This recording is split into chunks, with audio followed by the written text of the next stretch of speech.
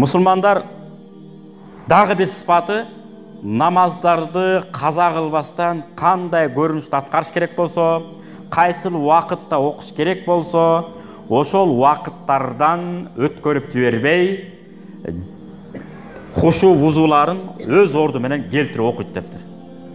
Жүрөк Кудайга байланат дептир, ушунчалык берилип.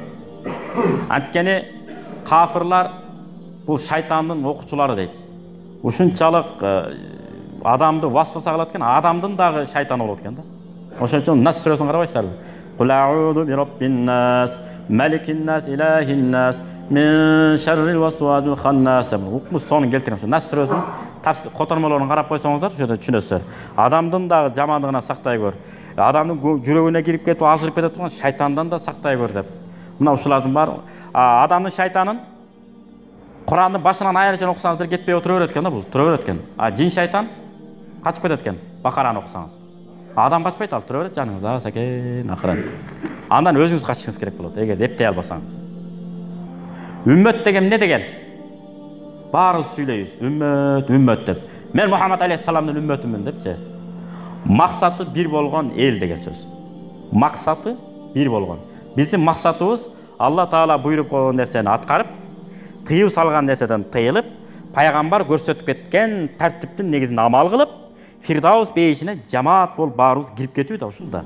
Тозок отуна эч ким калбай калсын деп. Башка максатыбыз жок. Үммөттүн котормосу ушул экен. Максаты бир болгон деп. Максатыбыз ар башка болбош керек экен. Ошондуктан мазхабка эмне болуп атабыз? Бекем болуп атабыз. Аларда бир шарт менен аят хадиске каршы келбесе дейбиз. Ансыз да төртөө тең безилдеген. Биздин сөзүбүз аят хадиске каршы келсе, дуал кыргыткыла, бирөөлөр дуалдан нар ыргыта бергиле деген сөз. Бул деген сөз оюбуз менен бирдеке жазбайбыз деген сөз. Баардыгы далил менен. Биздин талаша турган нерсе башка нерсе болуш керек. Эмне үчүн мусулмандар өнүгө албайбыз? Эмне үчүн мусулмандар илим поздор чыкпайт?